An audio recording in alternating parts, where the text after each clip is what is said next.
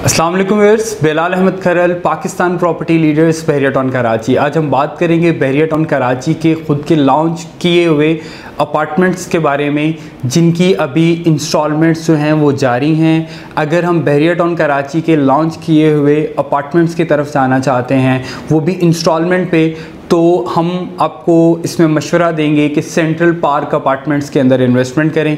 Central park apartments के बारे में आपको बताता चलूँ कि इस टाइम पे वहाँ पे जो कंस्ट्रक्शन जारी है वो तकरीबन 8 टावर्स के अंदर जो है वो कंस्ट्रक्शन जारी है। ग्राउंड प्लस 14 की बिल्डिंग्स ये बनाई जा रही हैं, जिसके अंदर ग्राउंड और फर्स्ट फ्लोर के ऊपर जो है वो पार्किंग दी जा रही है।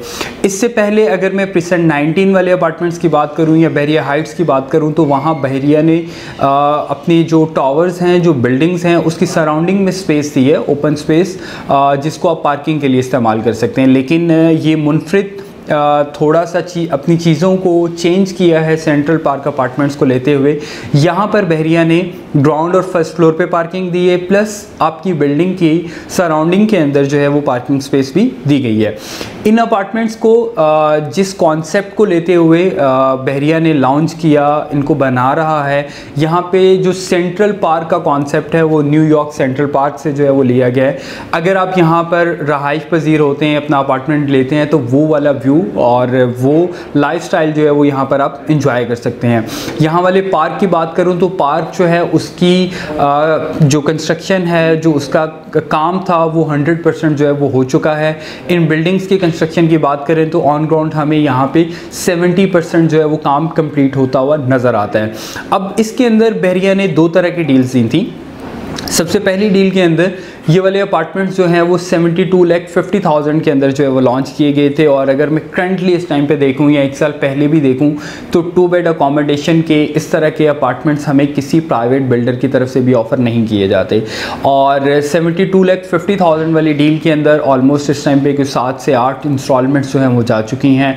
उसके ऊपर कुछ ऑन जो है वो डिमांड किया जाता है। इसी तरह से बहरिया ने कुछ अर्सा पहले जो है वो इन अपार्टमेंट्स को रीलॉन्च किया था, न्यू डील दी थी इन अपार्टमेंट्स के अंदर, जिसमें इसको 90 लाख के अंदर लॉन्च किया था।